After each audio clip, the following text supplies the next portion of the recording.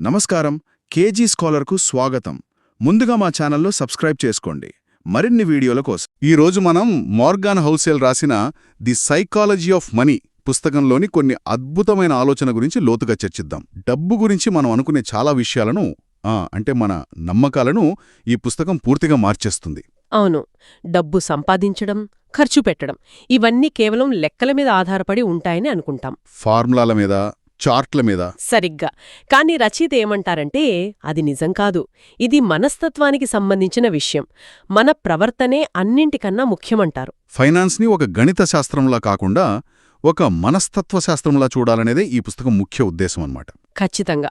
అందుకే ఇవాళ మనం కొన్ని ముఖ్యమైన ప్రశ్నలకు సమాధానాలు వెతుకుదాం. డబ్బు విషయంలో తెలివి కన్నా మన ప్రవర్తన ఎందుకు ముఖ్యం? మన అనుభవాలు మన ఆర్థిక నిర్ణయాలను ఎలా శాసిస్తాయి? సంపదను సృష్టించడం వేరు, దాన్ని కాపాడుకోవడం వేరా? ఇంకా ఈ ప్రయాణంలో అదృష్టం, నష్టం పాత్ర ఎంత? సరే, ఈ చర్చను ప్రారంభించడానికి ఈ పుస్తకంలో నాకు బాగా నచ్చిన ఒక కథ ఉంది. ఇది మన ఆలోచనా విధానాన్ని పూర్తిగా మార్చేస్తుంది. చెప్పండి. ఇద్దరు వ్యక్తులున్నారు. ఒకరు రొనాల్డ్ రీడ్. అతను ఒక సాధారణ జానిటర్, గ్యాస్ స్టేషన్ అటెండెంట్, జీవితాంతం చాలా మామూలు ఉద్యోగాలు చేశాడు. ఓకే. రెండో వ్యక్తి రిచర్డ్ ఫస్కోన్. ఇతను హార్వర్డ్లో చదివాడు, మెరిల్ లించ్లో ఉన్నత స్థాయి ఎగ్జిక్యూటివ్గా పనిచేశాడు. మంచి పేరు, అనుభవం, తెలివితేటలు అన్నీ ఉన్నాయి. ఇప్పుడు ప్రశ్నేంటంటే వీరిద్దరిలో ఎవరు ఎక్కువ సంపదతో మరణించుంటారు? ఎవరినడిగినా సరే హార్వర్డ్ గ్రాడ్యుయేట్ రిచర్డ్ ఫస్కోన్ అనే సమాధానమే వస్తోంది. సహజం. నేను కూడా అదే అనుకున్నాను. కాని అసలు కథ వేరే ఉంది.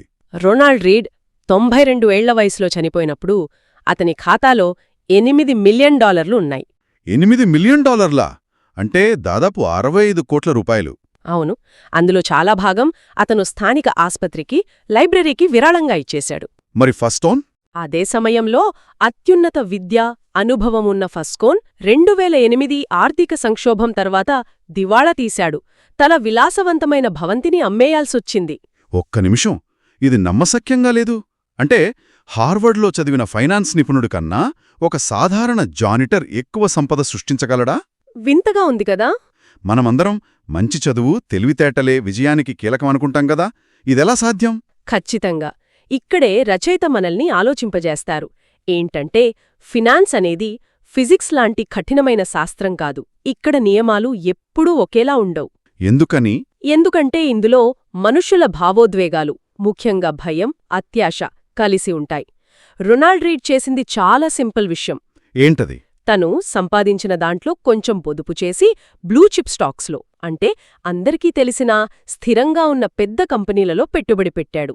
ఆ తర్వాత దశాబ్దాల పాటు ఓపికగా ఎదురుచూశాడు. అతని అసలైన నైపుణ్యం ఓపిక. మరి ఫస్కోన్ దగ్గర లేనిదదేనా? అతని అత్యాశ కారణమా? అవును. ఫస్కోన్ తెలివైనవాడే, కాని అత్యాశకు పోయాడు. త్వరగా ఇంకా ఎక్కువ సంపాదించాలనే ఆశతో భారీగా అప్పులు చేసి పెట్టుబడులు పెట్టాడు. మార్కెట్ బాగున్నంతకాలం అంతా అద్భుతంగా ఉంది. కాని 2008లో మార్కెట్ కుప్పకూలింది. అతను సర్వస్వం కోల్పోయాడు. ఇక్కడ చూడండి, విద్య, అనుభవంలో వారిద్దరి మధ్య ఉన్న భారీ అంతరాన్ని కేవలం ఓపిక, అత్యాశ అనే 2 ప్రవర్తనలు ఓడించాయి. అంటే ఫైనాన్స్లో మాత్రమే ఇది సాధ్యం. నిజం. ఒక సాధారణ ప్లంబర్ ప్రపంచంలోనే అత్యుత్తమ హార్ట్ సర్జన్ కన్నా మంచి సర్జరీ చెయ్యలేడు. కానీ ఒక సాధారణ వ్యక్తి అత్యుత్తమ ఫండ్ మేనేజర్ కన్నా మంచి ఫలితాలు సాధించగలడు. ఎందుకంటే ఇక్కడ ప్రవర్తనే కీలకం. అంటే ఒకరి ఓపిక మరొకరికి అత్యాశలా కనిపించవచ్చు, లేదా ఒకరి పొదుపు మరొకరికి వెరితనంగా అనిపించవచ్చు. బహుశా డబ్బు విషయంలో సరైన నిర్ణయమనేది ఏదీ ఉండదేమో. కరెక్ట్ పాయింట్ పట్టుకున్నారు. రచయిత చెప్పే మరో ముఖ్యమైన విషయం ఇదే. ఎవరూ వెర్రివాళ్లు కారు. ఎవరూ వెర్రివాళ్లు కారు. అవును. మనకు కొన్నిసార్లు ఇతరులు డబ్బు విషయంలో తీసుకునే నిర్ణయాలు వెర్రిగా, అర్థంపర్థం లేనివిగా అనిపించవచ్చు. ఉదాహరణకు, పేదవారు లాటరీ టిక్కెట్ల మీద ఎందుకు అంత డబ్బు ఖర్చు పెడతారు? అది గణాంకాల ప్రకారం ఒక చెత్త పెట్టుబడి కదా. అవును, ఖచ్చితంగా. ఆ డబ్బుతో వాళ్లు వేరేవి కొనుక్కోవచ్చు కదా అనిపిస్తుంది. కాని మనం వారి కోణం నుండి ఆలోచించాలి. ఒక మధ్యతరగతి వ్యక్తికి మంచి ఇల్లు, కారు, పిల్లల చదువుల కోసం పొదుపు చేయడం, పెట్టుబడి పెట్టడం వంటి మార్గాలుంటాయి. కాని రోజు గడవడమే కష్టంగా ఉన్నవారికి ఆ స్థాయికి చేరుకోవడం అసాధ్యమనిపించవచ్చు. వారికి జీవితాన్ని మార్చేంత డబ్బు సంపాదించడానికి ఉన్న ఏకైక మార్గం ఆ లాటరీ టికెట్. అంటే అదొక ఆశ. అది వారికి ఒక చిన్న ఆశను, ఒక కలను అమ్ముతుంది. కాబట్టి వారి దృష్టిలో అది వెర్రితనం కాదు, అదొక్కటే దారి. వావ్! అలా ఆలోచిస్తే వారి నిర్ణయం అర్థవంతంగానే అనిపిస్తుంది. అంటే మన ఆర్థిక నిర్ణయాలన్నీ మనం పెరిగిన వాతావరణం, మన అనుభవాల మీద ఆధారపడుంటాయన్నమాట. ఖచ్చితంగా. దీన్ని డేటాతో కూడా నిరూపించారు. ఒక అధ్యయనం ప్రకారం ఒక వ్యక్తి స్టాక్ మార్కెట్లో ఎంత రిస్క్ తీసుకుంటాడు అనేది అతను యుక్త వయసులో ఉన్నప్పుడు ఆర్థిక వ్యవస్థ ఎలా ఉందనే దానిపై బలంగా ఆధారపడి ఉంటుంది. ఆసక్తికరంగా ఉంది. ఉదాహరణకు 1950లో పుట్టిన వారికి వారి టీనేజ్ 20లలో ఉన్నప్పుడు స్టాక్ మార్కెట్ దాదాపుగా స్థిరంగా ఉంది. ద్రవ్యోల్బణాన్ని కూడా లెక్కలోకి తీసుకుంటే అసలు పెరుగుదలే లేదు. ఓకే. అదే 1970లో పుట్టిన వారికి వారి యుక్త వయసులో మార్కెట్ దాదాపు 10 రెట్లు పెరిగింది. అంటే ఆ తరంవాడు స్టాక్ మార్కెట్ను ఒక డబ్బు సంపాదించే యంత్రంలా చూస్తారన్నమాట. వాళ్ల దృష్టిలో అందులో పెట్టుబడి పెట్టకపోవడమే పెద్ద రిస్క్. సరిగ్గా అదే. అదే 1950లో పుట్టిన వ్యక్తి జాగ్రత్త, అదంతా ఒక బూటకం, డబ్బులు పోగొట్టుకుంటావు అని సలహా ఇస్తారు. ఎందుకంటే వారు చూసిందదే కదా. నిజమే. ఇప్పుడు చెప్పండి, వీరిద్దర్లో ఎవరు కరెక్ట్, ఎవరు వెర్రివాళ్లు? ఇద్దరూ కరెక్టే, వారి వారి అనుభవాల దృష్ట్యా. అవును, వారిద్దరిదీ సరైన వాదనే. అందుకే ఒకరి ఆర్థిక సలహా మరొకరికి పనికిరాదు. మనందరం మన స్వంత అనుభవాలనే కటకంలోంచి ప్రపంచాన్ని చూస్తాం. సరే, మన ప్రవర్తన, మన అనుభవాలు ముఖ్యం అని అర్థమైంది. కాని మన నియంత్రణలో లేని విషయాల మాటేమిటి? అంటే అదృష్టం లాంటివి. కొన్నిసార్లు ఎంత కష్టపడినా అదృష్టం కలిసిరాకపోతే ఏమీ చేయలేం కదా. చాలా ముఖ్యమైన ప్రశ్న. రచయిత అదృష్టం, నష్టం అంటే లక్ అండ్ రిస్క్ అనే వాటికి చాలా ప్రాధాన్యత ఇస్తారు. ఈ రెండూ ఒకే నాణేకి రెండు వైపులని అంటారు. అంటే దీనికి బిల్ గేట్స్ కథ ఒక అద్భుతమైన ఉదాహరణ. బిల్ గేట్స్ అంటే కఠోర శ్రమ, తెలివితేటలకు ప్రతిరూపం కదా. అవును, అందులో సందేహం లేదు. కాని అతని విజయం వెనుక అదృష్టం పాత్ర కూడా చాలా ఉంది. 1968లో బిల్ గేట్స్ వాషింగ్టన్లోని లేక్ సైడ్ అనే ఒక ప్రైవేట్ హైస్కూల్లో చదువుతున్నాడు. ఆ రోజుల్లో కంప్యూటర్లు చాలా అరుదు, చాలా ఖరీదైనవి. కాని ఆ స్కూల్ ఒక టీలీటైప్ కంప్యూటర్ను కొనుగోలు చేసింది. ప్రపంచంలో కంప్యూటరున్న అతి కొద్ది హైస్కూళ్లలో లేక్ సైడ్ ఒకటి. 300 మంది మాత్రమే లేక్ సైడ్లో చదివారు. అంటే అది 10 లక్షల మందిలో ఒకరికి దొరికే అవకాశం. 10 లక్షల్లో ఒకరు, అది చాలా పెద్ద అదృష్టం. ఆ కంప్యూటర్ వల్లే ఆయనకు ప్రోగ్రామింగ్ మీద పిచ్చి పట్టింది. అది ఒక అదృష్టం. నిజమే. ఆ ఒక్క సంఘటన జరగకపోయుంటే మైక్రోసాఫ్ట్ ఉండేది కాదేమో. అయితే అదే కథలో మరో కోణం కూడా ఉంది. అదే నష్టం, రిస్క్. అదెలా? గేట్స్తో పాటు అంతే ప్రతిభావంతుడైన అతని స్నేహితుడు కెంట్ ఇవాన్స్ కూడా ఉన్నాడు. ఇద్దరూ కలిసి గంటల తరబడి ప్రోగ్రామింగ్ చేసేవారు. భవిష్యత్తులో పెద్ద పనులు చెయ్యాలని కలలు కన్నారు. ఓకే. బహుశా మైక్రోసాఫ్ట్ను కలిసే స్థాపించేవారేమో. కాని ఇవాన్స్ హైస్కూల్ పూర్తి కాకముందే ఒక పర్వతారోహణ ప్రమాదంలో మరణించాడు. ఇది కూడా 10 లక్షల మందిలో ఒకరికి జరిగే దురదృష్టం. Oh my God! ఒకే కథ, ఒకే స్కూల్, ఒకే స్థాయి ప్రతిభ. కాని ఒకరికి అదృష్టం కలిసొచ్చింది, మరొకరికి నష్టమెదురైంది. సరిగ్గా. అందుకే విజయం పూర్తిగా మన కష్టం వల్లే వచ్చిందని, వైఫల్యం పూర్తిగా మన అసమర్థత వల్లే వచ్చిందని అనుకోకూడదు. అంటే మనం విజయం సాధించిన వారిని చూసి వారి ఫార్ములాను గుడ్డిగా అనుసరించలేము. ఎందుకంటే వారి అదృష్టాన్ని మనం అనుకరించలేము. ఖచ్చితంగా. అందుకే రచయిత ఏమంటారంటే, అతి గొప్ప విజయం సాధించిన వారిని లేదా ఘోరంగా విఫలమైన వారిని అధ్యయనం చేయడం కన్నా విస్తృతమైన సాధారణ నమూనాలను, బ్రాడ్ ప్యాటర్న్స్ను అధ్యయనం చేయడం మేలు. ఉదాహరణకు, మీరు వారెన్ బఫెట్ కాలేరు, కానీ అతనిలా క్రమం తప్పకుండా పొదుపు చేయడం, ఓపికగా పెట్టుబడి పెట్టడం, అప్పులకు దూరంగా ఉండటం వంటి సాధారణ సూత్రాలను ఎవరైనా పాటించవచ్చు. అలాగే వైఫల్యాల నుండి కూడా. అవును. ఒక వ్యక్తి ఎందుకు విఫలమయ్యాడో చూసి ఆ ఒక్క కారణాన్ని నిందించకుండా, అలాంటి పరిస్థితికి దారితీసే సాధారణ నమూనాలను గుర్తించి వాటికి దూరంగా ఉండాలి. ముఖ్యంగా ఆర్థికంగా నాశనమవ్వకుండా చూసుకోవాలి.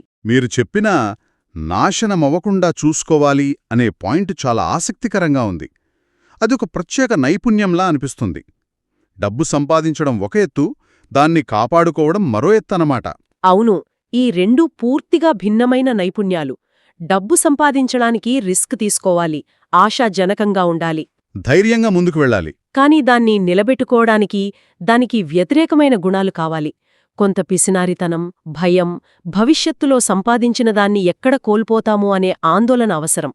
గెట్ రిచ్, స్టే రిచ్ అనేవి వేర్వేరు ఆటలు. దీనికేదైనా ఉదాహరణ ఉందా? 20వ శతాబ్దపు గొప్ప స్టాక్ ట్రేడర్లలో ఒకరైన జెస్సీ లివర్మోర్ కథ ఇదే చెప్తుంది. అతను 1929 మహామాంద్యం సమయంలో మార్కెట్ను షార్ట్ చేసి అంటే మార్కెట్ పడిపోతుందని పందెం వేసి అవును, ఒక్క రోజులో నేటి లెక్కల ప్రకారం $3 బిలియన్ అంటే దాదాపు 25,000 కోట్ల రూపాయలు సంపాదించాడు. అతను డబ్బు సంపాదించడంలో ఒక మేధావి. అద్భుతం. మరి అతను అంత సంపదతో ఏం చేశాడు? ఇక్కడే అసలు సమస్య మొదలైంది. అతను సంపాదించడంలో ఎంత గొప్పవాడో దాన్ని నిలబెట్టుకోవడంలో అంత విఫలమయ్యాడు. ఆ రిస్కు తీసుకునే మైండ్ సెట్ను అతను ఆపలేకపోయాడు. అంటే గెలిచిన తర్వాత కూడా ఇంకా పెద్ద పెద్ద పందాలు వేస్తూనే ఉన్నాడు. చివరికి తర్వాతి సంవత్సరాల్లో అంతా కోల్పోయి అప్పుల పాలై 1940లో ఆత్మహత్య చేసుకున్నాడు. అతను గెట్ రిచ్ గేమ్లో గెలిచాడు, కానీ స్టే రిచ్ గేమ్లో ఓడిపోయాడు. అంటే వారెన్ బఫెట్ విజయం వెనుక రహస్యం కేవలం మంచి కంపెనీలను ఎంచుకోవడం మాత్రమే కాదన్నమాట. కాదు, అతని అసలైన రహస్యం సర్వైవల్, మనుగడ సాగించడం. మనుగడ. ఆయన 10 ఏళ్ల వయసు నుండి పెట్టుబడులు పెడుతున్నాడు. అంటే దాదాపు 80 ఏళ్లుగా ఈ ఆటలో ఉన్నాడు. ఆయన తన జీవితకాలంలో దాదాపు 14 ఆర్థిక మాంద్యాలను, ఎన్నో యుద్ధాలను, మార్కెట్ క్రాష్లను చూశారు. కాని ఎప్పుడూ పూర్తిగా నష్టపోయి ఆట నుండి బయటకి వెళ్ళిపోలేదు. ఆయన మనుగడ సాగించారు. ఆ దీర్ఘకాల మనుగడే కాంపౌండింగ్ అనే అద్భుతం చేయడానికి అవకాశమిచ్చింది. కాంపౌండింగ్ అనేది అద్భుతమైన రాబడుల వల్ల పనిచేయదు. కేవలం మంచి రాబడులు సుదీర్ఘకాలం పాటు అంతరాయం లేకుండా కొనసాగితేనే పనిచేస్తుంది. అందుకే భారీ రాబడుల కన్నా ఆర్థికంగా విచ్ఛిన్నం కాకుండా ఉండడం చాలా ముఖ్యం. అదే పాయింట్. కాబట్టి ఈ చర్చ నుండి మనం నేర్చుకున్న ముఖ్యమైన విషయాలను ఒక్కసారి గుర్తు చేసుకుందాం. డబ్బుతో మన ప్రయాణంలో మన తెలివితేటల కన్నా మన ప్రవర్తనే ముఖ్యం. కరెక్ట్. మన ఆర్థిక నిర్ణయాలు మన ప్రత్యేక అనుభవాల నుండి పుడతాయి. కాబట్టి ఒకరికి సరైనదిగా అనిపించేది మరొకరికి వెర్రిగా అనిపించవచ్చు. అవును, ఎవరూ వెర్రివాళ్లు కారు. అదృష్టం, నష్టమనేవి నిజం. వాటి పాత్రను మనం గౌరవించాలి. చివరగా సంపదను నిలబెట్టుకోవడం అనేది సంపాదించడం కన్నా భిన్నమైన చాలా కీలకమైన నైపుణ్యం. ముగింపుగా శ్రోతలు ఆలోచించడానికి ఒక చివరి ప్రశ్నను వదిలివెళ్తాను. రచయిత man in the car paradox అంటే కారులోని మనిషి వైరుధ్యం గురించి మాట్లాడతారు. చెప్పండి. మనం రోడ్డు మీద ఒక ఫెరారీ లాంటి ఖరీదైన కారును చూసినప్పుడు మనం సాధారణంగా ఆ కారు నడిపే వ్యక్తి ఎంత గొప్పవాడో, ఎంత కూల్గా ఉన్నాడో అని అనుకోము. నిజమే, మనం అలా అనుకోం. మరి ఎలా అనుకుంటాం? మనల్ని ఆ కారులో ఊహించుకుని, నా దగ్గర ఆ కారుంటే ప్రజలు నన్ను ఎంత గొప్పగా చూస్తారో, నన్ను ఎంతగా మెచ్చుకుంటారో అని అనుకుంటాం. అవును, ఇది నిజం. ఇదే వైరుధ్యం. మనం సంపదను, ఖరీదైన వస్తువులను ఎందుకు కోరుకుంటున్నాం? వాటిని మనం ఆస్వాదించడానికా? లేక వాటి ద్వారా ఇతరుల నుండి గౌరవం, మెప్పు పొందుతామని నమ్మకంతోనా? మంచి ప్రశ్న. కాని వాస్తవంలో మనమనుకున్నట్లుగా ఇతరులు మన వస్తువులను, మన సంపదను పట్టించుకోరు. వారు కూడా వాటిని చూసి తమ కోరికలకు ఒక కొలమానంగానే భావిస్తారు. ఈ విషయంపై ఆలోచించండి. మనం నిజంగా దేనికోసం ఈ పరుగు పందుతున్నాం?